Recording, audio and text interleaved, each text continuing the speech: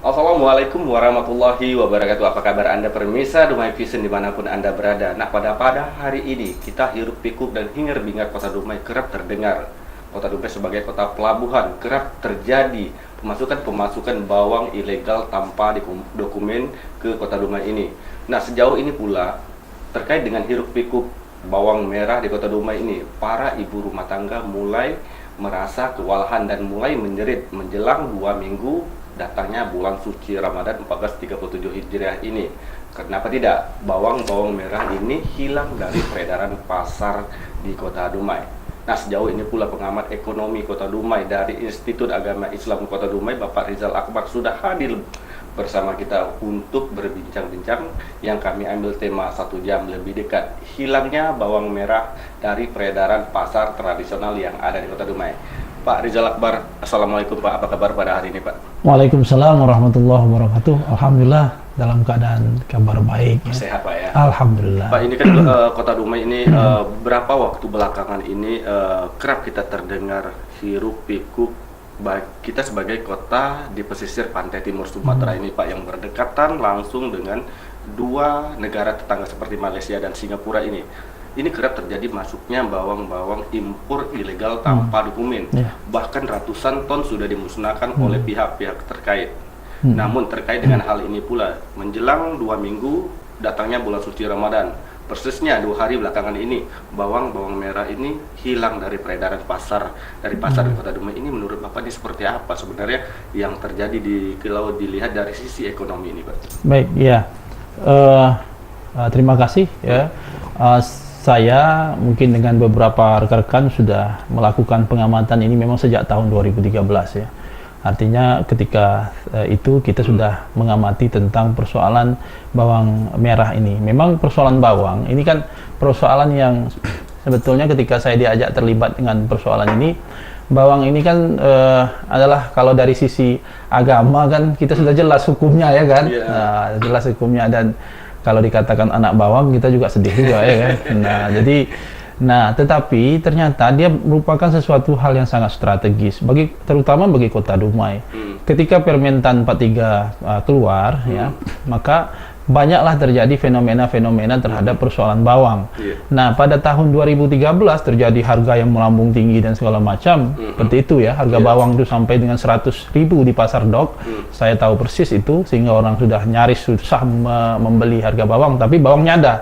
Nah, sampailah kepada terjadinya penyeludupan bawang ya, penyeludupan bawang besar-besaran. Nah, itu semua karena Permentan 43 menutup Dumai sebagai salah satu pintu masuk impor bawang dari Dumai. Jadi awalnya Dumai boleh masuk impor bawang, tapi dengan Permentan 43 dengan alasan OPTK, maka dibuka 4 pelabuhan saja di Indonesia ya, termasuklah itu Belawan, termasuklah itu Tanjung Perak dan beberapa dua pelabuhan lainnya. Nah, Dumai tutup ya, Dumai tutup. Akhirnya terjadilah apa yang hari ini kita rasakan. Pertama, harga bawang meroket, setelah itu terjadi penyeludupan bawang. Penyeludupan bawang sebenarnya ini secara ekonomi coba saja kita lihat ya. Di saat harga di Melaka itu 8 atau 6 sampai 8 ribu, di saat yang sama di Dumai harganya pada waktu itu 60 ribu. Nah, terus siapa yang tak mau membawa bawang dari Melaka ya kan? Nah, ini sudah sangat analisis ekonomi manapun ini sangat menguntungkan, maka terjadilah penyeludupan bawang dan sebagainya. Itu yang sesungguhnya terjadi. Sampailah hari ini Pak, bawang tidak ada di pasaran. Tapi yang sangat naifnya, lebih parahnya lagi Pak, selama 2 hari ini bawang itu katakanlah oke, bawang impor ini masuk ke Kota Dumai. Namun peredarannya tidak di Kota Dumai, entah di mana ditembakkan oleh para pengusaha bawang tadi. Namun sesuai hasil pantauan kami di lapangan selama 2 hari ini, memang ada bawang merah di pasar-pasar tradisional. Namun bawang-bawang ini memang sudah boleh dikatakan tidak layak konsumsi, dan ini pun berasal dari Sumatera Barat atau dari Kota Solo itu sendiri. Namun dengan harga yang mencapai hampir 40.000 rata-rata bawang ini per kilonya. Ini bagaimana dengan sesuai dengan Permentan nomor 43 tahun 2012 yang Bapak katakan tadi, ini terkait dengan harga-harga bawang khususnya? Iya, jadi dengan adanya Permentan 43 ini yang sebenarnya kan keinginannya untuk menyelamatkan para petani-petani bawang, ya. Artinya petani sentra bawang itu terselamatkan dari OPTK namanya, organisme pengganggu tanaman karantina. Tapi dia merusak tatanan, ya, namanya tata niaga bawang. Nah, akhirnya bawang ini kan, ya, yang namanya bawang ini kan masalahnya tipis saja, ini macam kulit bawang juga masalahnya. Ya, artinya kadang-kadang, ya, produksinya itu pada waktu panen raya Indonesia banyak, ya. Nah, ketika panen raya banyak, bisa jadi bawang Indonesia sampai ke Thailand. Nah, ketika panen raya di Thailand, bisa jadi bawang Thailand sampai ke Indonesia. Tapi bawang Indonesia enggak begitu riuh di Thailand, Pak. Tidak ada masalah. Bisa jadi begitu, ya. Karena apa? Karena memang kualitas bawang yang terbaik itu sebenarnya bawang Brebes. Itu tidak bisa kita pungkiri. Kita bisa beda. Ya, saya bukan orang pertanian sih, tapi paling tidak kalau urusan bawang kita bisa tahu. Kalau bawang besar itu dijadikan bawang goreng, orang nggak mau makan itu. Ya, dia harus bawang yang dari Brebes atau dari Thailand, kualitasnya baik lah, begitu ya. Nah, jadi ketika Permentan ini keluar, yang seharusnya bisa menyelamatkan OPTK bagi kawasan-kawasan sentra produksi bawang, tapi beralih kepada merusak tatanan tata niaga bawang. Bukan hanya petani bawang yang dirugikan, tapi orang masyarakat yang mengkonsumsi bawang juga dirugikan. Nah, akhirnya terjadilah cekcok, persoalan penyeludupan dan sebagainya. Nah, kita kan dari tahun 2013 sudah minta, Pemda Dumai sudah minta berkali-kali, ya. Surat wali kota itu ada 4 kali menyurati kepada pemerintah pusat, baik itu kepada Menteri Pertanian, Menteri Perdagangan, kepada Menko Perekonomian, untuk Permentan 43 ini dicoba direvisi. Sampai berkali-kali analisis ekonomi kita juga, kita katakan bahwa Dumai ini bukan tempat orang nanam bawang, ya. Dumai tidak bisa tanam bawang. Yang layak tanam bawang itu seperti Brebes, memang mereka komoditi unggulan mereka adalah bawang. Sumatera Barat, Solo saja hanya mensuplai 3% dari kebutuhan Indonesia. Lah, Anda bayangkan kebutuhan bawang orang Minang dengan orang Melayu mana lebih banyak, ya kan? Nah, itu saja sudah kita tak usah dianalisis lagi lah, ya. Mana banyak kebutuhan bawang orang Minang dengan orang kita di sini, ya kan? Apalagi orang Melayu ini cita rasanya tidak mungkin bisa berubah ke bawang bombay, kan? Nah, bawang ini memang sesuatu yang tipis tapi mengganggu sekali selera ini. Berarti bawang ini para ibu rumah tangga, Pak, karena bawang merah hilang, bawang putih pun hilang, bawang dari Solo pun kualitasnya kurang memadai. Misalnya mereka terpaksa memakan bawang dari Pakistan ini, Pak. Ya, artinya kita kan dipaksakan, ya. Kita dipaksakan untuk mengkonsumsi sesuatu. Saya berkali-kali katakan, ini barang bukan barang substitusi, barang yang diganti. Nah, tapi ketika produk hilang mau ngapa lagi? Mau apa lagi, kan? Nah, kita terpaksa lah mengkonsumsi bawang itu, walaupun seleranya beda, begitu. Pak Rizal, ini tadi Bapak mengatakan bahwa Permentan tahun 2012 ini apa pengaruh yang terasa oleh masyarakat, khususnya masyarakat Indonesia dan khususnya lagi masyarakat Kota Dumai terhadap Permentan tersebut? Secara nasional sebenarnya banyak yang tidak tahu bahwa ketika harga bawang naik di tahun 2013 itu, sampai ada ibu-ibu di Jawa yang sudah ngelempar ke panci, periuk, segala macam. Cuma yang tidak terungkap itu adalah bahwa awal dari semuanya itu ketika Permentan 43 2012 itu diperlakukan. Dan dengan begitu kan bawang ini kan boleh masuk dari 4 titik saja. Lah, ini kan sudah mirip dengan kartel sudah. Artinya sudah memberikan ruang kepada pengusaha menjadi kartel. Artinya keterbatasan ini sudah secara automatically, secara sistemik melahirkan kartel bawang. Dan itu yang setelah kita amati, memang itu yang terjadi. Bawang ini terjadi permainan kartel, sehingga saya ikut betul harganya itu dibiar begitu sampai naik ke atas, nanti turun lagi, itu naik lagi. Memang yang menguntungkan, yang untung itu memang pengusaha-pengusaha yang bermain di kartel itu. Karena harga bawang itu standar di Malaysia itu harganya cuma 8.000 kalau uang kita. Ya, arti itu sudah di tingkat konsumen, bukan di tingkat pedagang. Di tingkat konsumen itu 8.000. Teman saya bilang harganya itu cuma sekitar RM2,5. Nah, macam itu. Jadi macam mana kita secara geografi ekonomi coba ya, walaupun kita bicara tentang globalisasi ekonomi, tapi ada geografi ekonomi. Orang kita dekat saja kok dengan Malaysia. Yang seharusnya masyarakat kita ini bisa mengkonsumsi bawang dengan harga lebih murah, kenapa kita tidak bisa mengkonsumsi itu gitu ya? Itu yang persoalan kita sebenarnya. Apakah ini ada permainan, Pak? Menurut Bapak sendiri kalau dilihat dari sisi ekonomi? Saya mengasumsikan ada permainan dengan keluarnya Permentan 43. Saya sebenarnya kita minta sebenarnya pemerintah pusat apa sih sebenarnya yang diatur dengan Permentan 43? Ya. Permentan 43 Permentan itu kan peraturan Menteri Pertanian. Menteri Pertanian kan urusannya pertanian. Dia mengatur tentang penyakit. OPTK itu penyakit ya. Nah, penyakit. Seharusnya kan tak ada urusan dengan menutup pelabuhan. Ya, kalau memang takut penyakit masuk, tentu balai karantinanya yang dibanyakkan atau kualitas pelayanan karantina yang harus dibanyakkan. Makanya ketika kepala badan karantina datang ke rumah, saya tanya, ketika ibu menangkap atau karyawan ibu menangkap bawang ilegal tanpa dokumen, pernah nggak diperiksa ada OPTK atau tidak? Langsung dihabiskan kan, langsung dibakar. Apa salahnya diperiksa dulu? Kalau memang tidak ada OPTK, kenapa tidak dilepas ke pasar saja supaya masyarakat bisa mengkonsumsi bawang dengan harga yang murah? Nah, ini kan persoalan.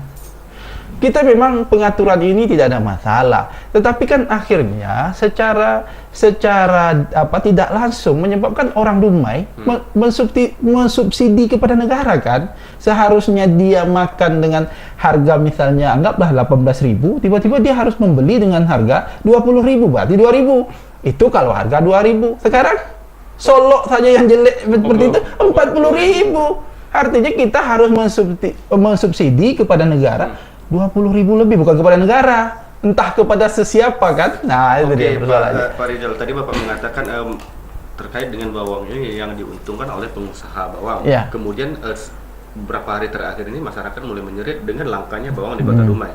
Sebenarnya Pak, seperti apa sih Pak tata niaga bawangnya di Indonesia ini seperti apa? Jadi ada beberapa kawasan sentra perdagangan pertanian bawang ya yang menghasilkan bawang itulah, terutama contohnya seperti yang saya sebutkan tadi di Brebes, di Jawa itu di Brebes.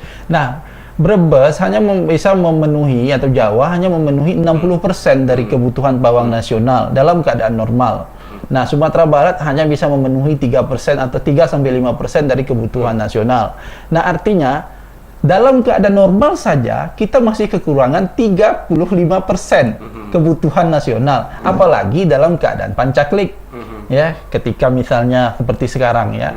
Seperti sekarang ini ketika musim sulit ya, mencari bibit bawang aja susah kan. Itu yang terjadi di Jawa hari ini. Menteri Pertanian baru-baru ini juga ngomong bahwa bawang bergeser dari petani hanya 5 kilo ke pasar, harganya sudah bergeser jauh. Di petani 12.000 sampai ke pasar 30.000. Lah ini tata niaganya gimana? Dia juga bingung. Nah itu. Jadi mau tidak mau, suka tidak suka, kita dengan wilayah yang sebesar ini, kebutuhan impor bawang itu masih diperlukan. Sampailah memang kalau pertanian benar-benar berhasil untuk membudidayakan bawang secara nasional. Kita tidak tahu juga bagaimana struktur bawang. Kawasan seperti apa, iklim seperti apa, tanah seperti apa dia bisa hidup. Nah, ini kan pekerjaan orang pertanian kan. Nah, setelah ini berhasil, baru kita stop, tidak ada lagi impor bawang. Nah, kita setuju. Tapi kalau sekarang stop impor bawang atau impor bawang melalui daerah-daerah tertentu, nah ini kita curiga gitu. Ini yang sebenarnya menjadi persoalan itu. Oke Pak Rizal, ini kan dengan hiruk pikuknya dengan hilangnya bawang merah dan bawang putih di peredaran pasar di Kota Dumai ini tentunya menjadi fenomena tersendiri bagi masyarakat di Kota Dumai. Nah, ini bagaimana untuk cara mengatasi? Apakah perlu Kota Dumai ini diperjuangkan untuk dijadikan pelabuhan kelima sebagai salah satu pemain? Iya, jadi ini kan kita memang sudah dari 2013. Misalnya ini direvisi lah ya. Apakah dengan memasukkan kita pelabuhan Kota Dumai yang jaraknya hanya 2 jam dari Melaka ini ya, dari Port Dickson segala macam, memang di situ sentra, mereka nggak menghasilkan bawang loh ya, tetapi mereka re-ekspor. Jadi mereka menerima bawang dari Burma, dari Thailand, dari mana, mereka re-ekspor. Tapi sudah ada phytosanitary di sana, pemeriksaan kesehatan segala macam sudah ada di sana. Dan selama ini saya sudah periksa sebelum Permentan 43 itu dikeluarkan, yang membawa bawang dari Malaysia juga kita sudah periksa, mereka sudah punya dokumen-dokumen karantina dari sana, dan itu juga menjadi rujukan karantina di sini. Artinya sudah tidak ada masalah sebenarnya. Ya tidak ada masalah sebenarnya. Kenapa? Karena nggak ada yang bawa bawang jenggot. Nah, artinya bawang yang pakai apa itu namanya, pakai benang-benang tali-talinya itu nggak ada lagi, bawangnya udah bersih pakai kantong itu. Itu yang terjadi sebelum Permentan 43 dikeluarkan ya. Saya periksa itu ketika mengamati persoalan ini. Jadi intinya adalah bahwa kita harus mengupayakan revisi terhadap Permentan 43. Ya. Pak Rizal Akbar, kalau kita berbicara tadi seandainya Kota Dumai ini kita berangan-angan, Pak, kata Bapak tadi kan permasalahan tipis-tipis seperti kulit bawang. Seandainya Kota Dumai dijadikan pelabuhan kelima sebagai tempat pemasukan bawang, apakah bisa ditekan fenomena penyeludupan bawang dan bawang-bawang ilegal tanpa dokumen masuk ke Kota Dumai ini? Seperti apa di pandangan Bapak? Baik, ya saya pikir itu secara automatically ya. Artinya ketika pintu masuk Dumai dibuka kembali, tidak ada penyeludupan. Tidak akan ada penyeludupan. Kenapa? Karena orang pasti secara legal akan melakukan perdagangan bawang dari negara tetangga, iya kan? Nah, artinya ini juga menutup kemungkinan terjadinya ilegal dalam komoditi bawang. Yang kedua, menjamin harga bawang di pasar lokal ini menjadi stabil. Saya yakin betul harga bawang kita itu, masyarakat Dumai mengkonsumsi bawang itu paling tinggi 18.000. Saya jamin kalau pintu masuk itu dibuka, maka 18.000 harga tertinggi. Harga tertinggi ya, kalau dilihat dari sisi ekonomi ya, Pak ya? Iya, dari sisi ekonomi itu paling tinggi harganya. Nah, pemirsa, masih hangat perbincangan kita pada hari ini. Sudah 2 hari berturut-turut bawang merah dan bawang putih hilang di peredaran pasar tradisional. Nah, seharga berapakah seharusnya masyarakat Kota Dumai ini, dengan harga tertinggi berapa seharusnya bawang merah dan bawang putih ini dijual di pasaran Kota Dumai? Namun jawabannya sesaat lagi. Nah, pemirsa, masih dalam program 1 jam lebih dekat. Bawang merah dan bawang putih hilang di peredaran masyarakat Kota Dumai. Nah, seperti apakah ini bagi masyarakat Kota Dumai untuk memilah dan memilih manakah bawang Thailand, manakah bawang Bombay, dan manakah bawang dari Brebes ataukah bawang dari Kota Dumai itu sendiri? Nah, Pak Rizal, ini kadang-kadang masyarakat Kota Dumai bawang sama merah, kulit tipis, Pak. Bawang putih tetap bawang putih, tapi asal usul ini bagaimana sebenarnya kita harus membedakan, apakah harus tanya pedagang? Dan belum tentu para pedagang ini, bukan kita mengatakan pedagang ini tidak jujur untuk menjawab. Nah, seperti apa sebenarnya ini terjadi? Ya, sebenarnya lebih tepatnya itu para tukang masak yang menjawabnya itu. Ya, jadi saya melihatnya dari apa yang saya tekuni sajalah ya. Artinya ketika saya mengamati itu ya, ada masalah memang, ada masalahnya begini. Hari ini kalau mereka menjawab bahwa bawang yang ada itu bawang dari Solo dan bawang dari yang kecil itu dari Solo, yang satu lagi itu dari yang besar itu dari mana, dari Pakistan itu ya. Itu agak jujur itu. Itu agak jujur juga jawabannya juga ya. Memang betul. Memang jujur, betul ya. Dan itulah kualitas bawang dari Solo itu. Tapi yang menariknya adalah di beberapa pasar bawang Thailand itu mereka akui sebagai bawang Solo. Nah, ini kan mencurigakan kita sekali gitu. Jangan-jangan ini bawang yang diseludupkan dibalikkan ke daerah ya seperti di kawasan barat, didatangkan lagi dan diakui sebagai bawang dari Solo. Dan itu yang kita selalu curiga itu dengan peredaran bawang di Dumai dan Provinsi Riau. Saya sempat di pasar pagi Pekanbaru itu ya, ketika saya tanya bawangnya banyak sekali situ dengan kantong yang sudah tahu bahwa itu kantong dari luar negeri. Sedikit Pak Rizal, ini besar nggak terbuka celah untuk permainan seperti ini yang seperti Bapak katakan tadi? Saya pikir sangat besar. Misalnya seperti kawan-kawan kita yang konsen dalam ini melakukan pengkajian di Belawan ya. Bawang itu tidak semuanya masuk dari Belawan ya. Bawang itu malah masuknya itu dari salah satu pelabuhan yang tidak resmi ya. Teluk Nibung. Nah, jadi mereka menemukan banyak bawang-bawang yang berasal dari Teluk Nibung. Ya, kekhawatiran kita kan yang legal dengan yang ilegal kan kena gaul. Ya, kena gaul jadi satu, dokumennya dan segala macam dibanya sampai Pak kita. Jadi artinya gini, lah seharusnya kan kita akan lebih enak kalau langsung direct saja lah ya dari Port Dickson, dari Melaka, itu juga barangnya. Kenapa harus melalui Sumatera Utara dulu bawang itu baru masuk ke Dumai? Nah ini yang menurut kita ada penzaliman gitu, ya. Ini yang menurut kita ada penzaliman. Terlepaslah memang ada permainan di situ. Dari sisi jauh jarak ini kan melahirkan nilai uang kan, ada bobot terhadap harga kan. Tapi saya tanggapi sedikit, maksud Bapak ini harusnya langsung ke Kota Dumai, Pak? Iya. Kenapa harus misalnya dari Port Dickson yang lebih dekat di kita, atau dari Malaka direct ke Dumai lebih dekat ya. Malaka ke Medan dulu ya, dari Medan baru masuk ke tempat kita. Nah ini kan sesuatu yang pemubaziran. Kalau menurut pandangan Bapak, ini apa yang terjadi, yang sebenarnya yang terjadi? Nah itu, ini saya juga mungkin punya asumsi yang sama dengan Anda ya. Nah jangan-jangan nah ya gitu ya, seperti kulit tipis bawang, seperti kulit bawang. Iya.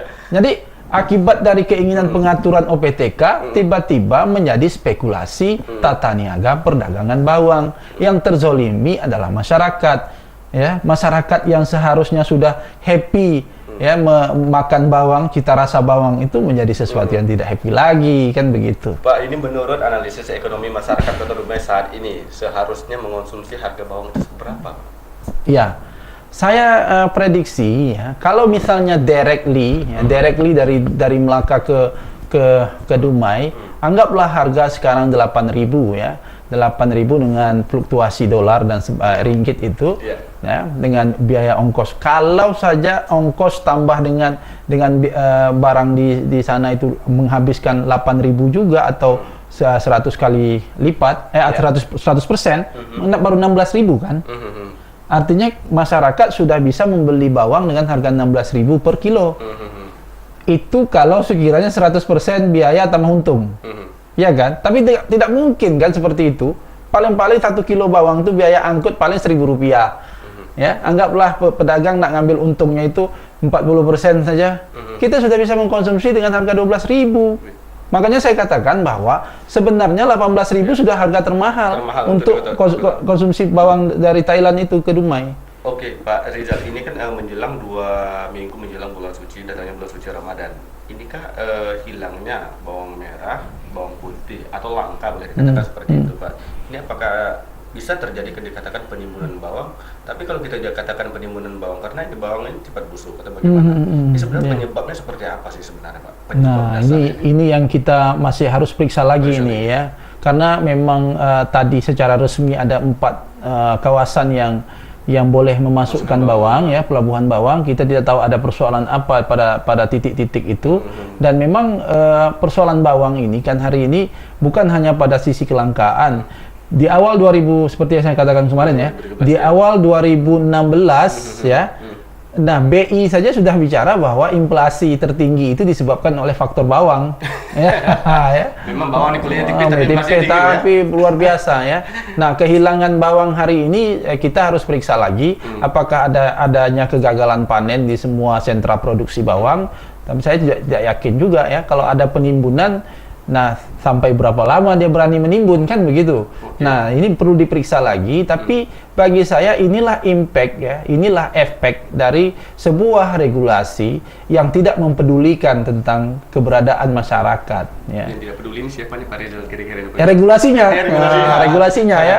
Jadi apakah perlu instansi terkait atau pemerintah Kota Dumai saat ini dengan kelangkaan bawang di Kota Dumai ini harus tidak atau bagaimana, atau harus mempertanyakan ini? Lah, saya sudah melihat upaya yang dilakukan oleh Disperindak bagus ya, ketika mereka komentar di media mengatakan akan mengupayakan untuk memperjuangkan pintu masuk bawang dari Kota Dumai. Artinya ini sebuah keberanian ketika mereka mengambil suatu sikap ya. Ini kan sikap yang tidak populer, Pak. Iya.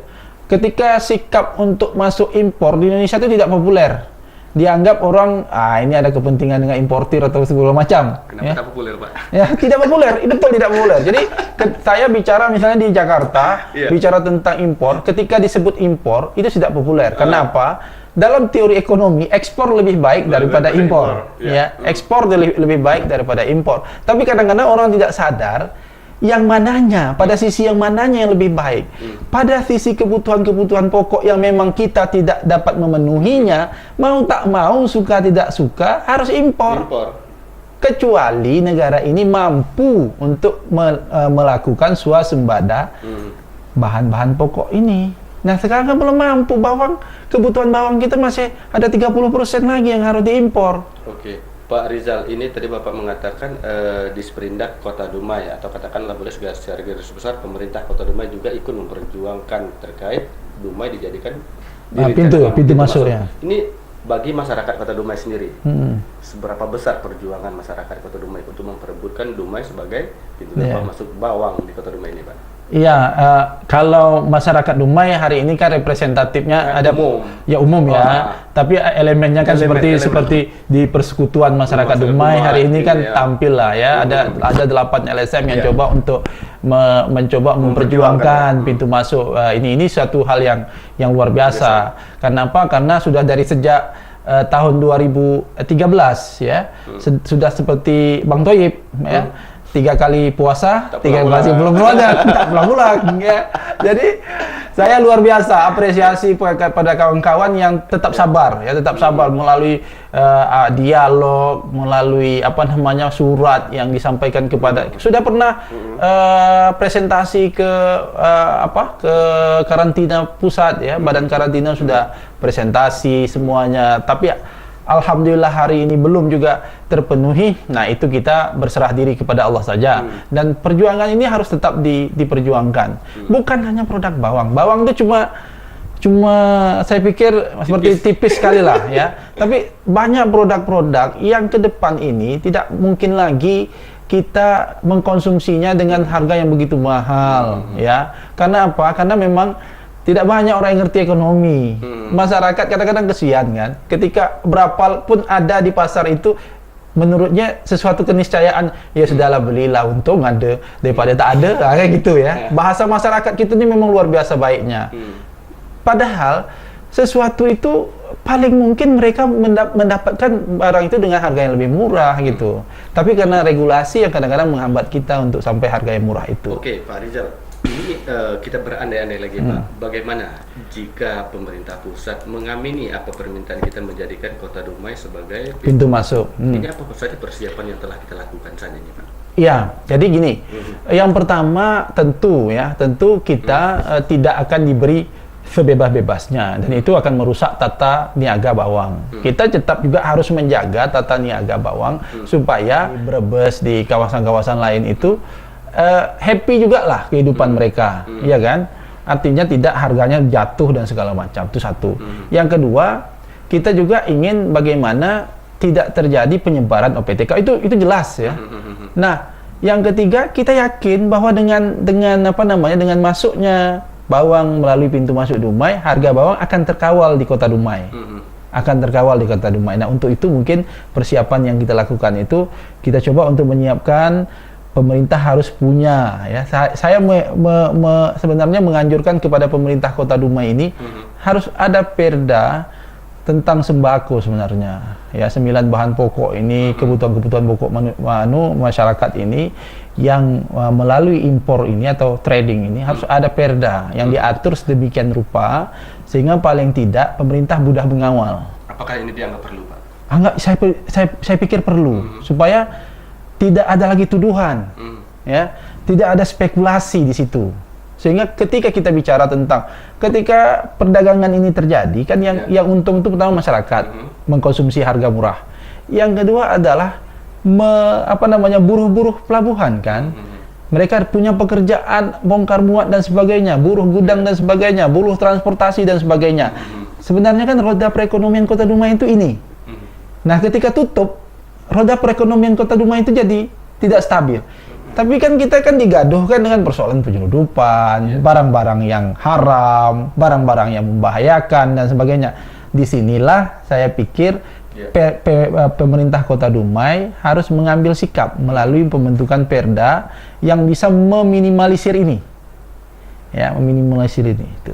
Pak, ini kan kita kembali lagi terkait dengan fenomena yang terjadi di Kota Dumai saat ini. Beberapa bulan terakhir dan beberapa hari terakhir juga baru saja terjadi penangkapan bawang-bawang ilegal, khususnya di perairan Kota Dumai ini. Ini seharusnya seperti apa sih, Pak? Seharusnya pembenahan sehingga para pengusaha bawang tidak melalui pintu sebelah sini atau ke jalan-jalan tikus. Hal-hal seperti ini kan juga sering terjadi, sudah riuh dibagi kalangan masyarakat Kota Dumai. Bahkan bawangnya ada, kapalnya ada, tuanya tidak ada. Nah, kalau dilihat dari sisi ekonomi, ini harusnya seperti apa? Ya, jawabannya sederhana saja. Permentan 43 harus direvisi. Direvisi ulang, Pak. Iya, kalau sekiranya selagi pintu masuk resmi Dumai ditutup, maka selagi itu ya nafsu untuk melakukan perdagangan ilegal itu akan terjadi. Kenapa? Itu sudah sunatullah ekonomi. Ketika ada harga tinggi, ya membeli dengan harga murah, menjual dengan harga tinggi, itu suatu motivasinya sudah ada di situ kan. Dia beli 8.000, dia bisa tolak dengan harga 40.000, siapa yang nggak mau? Ya, tak bisa masuk dari celah sana, dia pergi celah sini. Itu akan melahirkan resiko yang seperti itu. Nah, makanya harus dibuka pelabuhan Dumai secara resmi. Berarti secara garis besar saya pertanyakan kembali dan pertegaskan kembali kepada Bapak ini, Pak. Dengan kelangkaan selama 2 hari sudah terjadi ini dan hilangnya bawang merah dari peredaran juga termasuk bawang putih, apa juga menitik beratkan kepada Permentan nomor 43 tahun 2020? Iya, saya kalau demikian kan kita dengar banyak penangkapan. Jangan-jangan selama ini bawang yang kita makan itu bawang ilegal. Iya kan? Bawang-bawang yang seolah-olah legal kan, seolah-olah legal tapi ilegal. Buktinya ketika bawang itu banyak ditangkap, tiba-tiba bawang di Dumai tidak ada. Iya. Nah, ini konsekuensi yang konklusi yang mungkin bisa kita asumsikan ya. Oke. Ya. Nah, pemirsa, ini masih hangat perbincangan terkait bawang merah juga Permentan nomor 43 tahun 2012 ini. Juga masyarakat Kota Dumai dan sejumlah elemen masyarakat Kota Dumai memperjuangkan terhadap pintu gerbang supaya Kota Dumai menjadi salah satu kota pemasok bawang merah di Kota Dumai dan 9 item bahan pokok lainnya. Nah, pemirsa jangan kemana-mana dulu, saya akan kembali setelah yang satu. Nah, pemirsa, dengan terkaitnya langkanya bawang merah dan bawang putih di peredaran pasar tradisional di sejumlah pasar tradisional yang ada di Kota Dumai, ini membuat sejumlah para ibu rumah tangga juga menjerit untuk mencari bawang-bawang tersebut. Dengan alhasil, dengan kata lain, mereka harus rela membeli bawang bombay sebagai alternatif bahan bumbu dapur mereka untuk pelengkap. Nah, Pak Rizal Akbar, ini sungguh naif sekali kita, Pak. Memang kita tidak ada kebun bawang, Pak, ya. Namun ini apa harapan kita ke depan ini untuk khususnya ekonomi Kota Dumai ini membangkitkan ekonomi kita nih, Pak. Tadi terkait perjuangan masyarakat Kota Dumai juga memperjuangkan supaya agar Kota Dumai menjadi salah satu pintu gerbang masuknya bahan-bahan 9 pokok tadi, Pak. Silakan, Pak. Baik, tentu harapan kita selaku bagian daripada NKRI ini, kita ingin produk nasional itu kan lebih diutamakan ya. Itu jelas ya. Namun pada satu sisi yang lain bahwa kita ingin mendorong semua sektor supaya terjadi swasembada ya, swasembada artinya ngecun ya, antara kebutuhan dengan produksi itu ngecun ya, antara kebutuhan masyarakat dengan apa yang diproduksi secara nasional itu jelas pas. Nah, ketika itu tidak pas, kita berharap regulasi jangan menganiaya. Nah, itu ya. Nah, regulasi ini seolah-olah berpihak kepada rakyat, tetapi menganiaya masyarakat yang lain ya. Dalam arti kata? Ya, saya jelaskan gitu ya. Contohnya, ketika kita baca satu persatu Permentan 43 itu ya, itu kan sebenarnya sangat nasionalis sekali ya, menjaga OPTK, menjaga produksi bawang nasional supaya tidak terimbas dengan penyakit yang melahirkan kegagalan dalam produksi bawang nasional ya. Tapi pada satu sisi lain yang tidak diperhitungkan, apakah kita sudah berada pada posisi yang swasembada tadi, yang ngam tadi ya? Belum. Nah, akhirnya dia menganiaya masyarakat Dumai.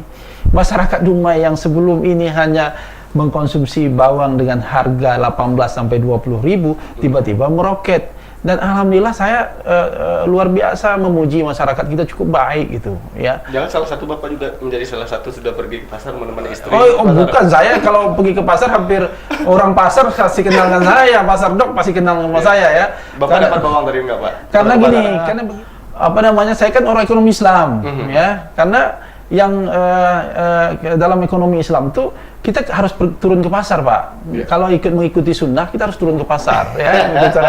Jadi bukan berarti turun ke pasar itu hanya perempuan. Saya juga bertanya di sana tentang ini. Nah, kita berharap bahwa kita perlu berpikir lah, ya, Iya. Dinas Pertanian perlu berpikir juga bagaimana produksi bawang secara nasional. Tapi kita nggak bisa memaksakan itu secara cepat ya. Memang ada orang bilang, ya sudahlah tanam bawang, kenapa tak tanam bawang? Tapi kita belajar dulu lah, ya kan, belajar dulu bagaimana struktur bawang ini. Jadi tidak semuanya bisa kita tanam secara cepat. Iya. Ini seperti Piramli tadinya. Iya. Kalau dia suka makan ikan masin, ditanam ikan masin. Iya, tidak Bawang mungkin tak benar. tanam bawang itu Iya tumbuh, kan? Kita tidak tahu persis Iya. dengan sesuatu komoditi, kita tidak bisa paksakan ya. Untuk itu mungkin pada tataran yang praktis hari ini, kita berhadapan dengan persoalan yang juga cukup panjang. Harga bawang yang begitu lama tingginya.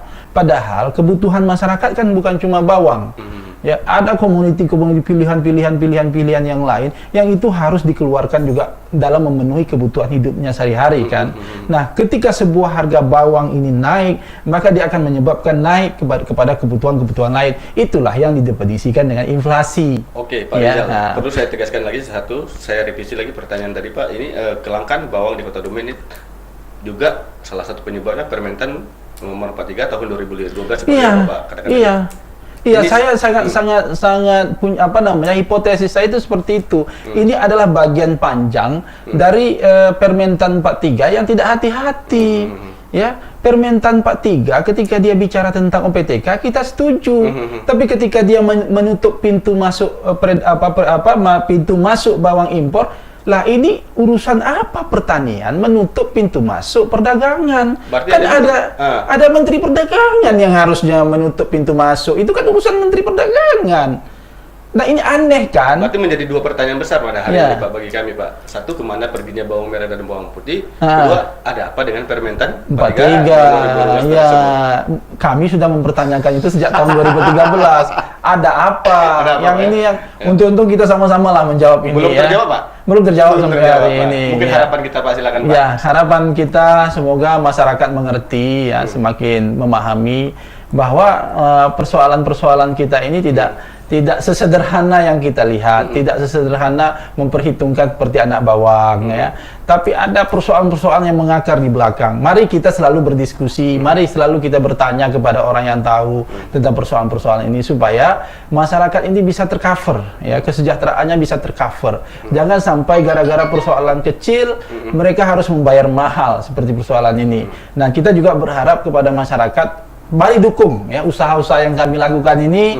Jangan lihat ini sebagai sebuah kepentingan para importir ya, tapi lihatlah bahwa ini sebagai kepentingan kita bersama yang hari ini sudah tak dapat makan bawang lagi. Oke. Ya, kalau mendapat makanan bawang tak lezat. Bawang Mumbai. Nah, bawang baik gitu ya. Nah pemirsa, demikian perbincangan kita terhadap langkanya bawang merah dan bawang putih di peredaran pasar tradisional di Kota Dumai. Mungkin bagi kita masyarakat Kota Dumai dapat sedikit mencerna apa perbincangan kita pada hari ini terhadap langkanya bawang merah dan bawang putih di Kota Dumai.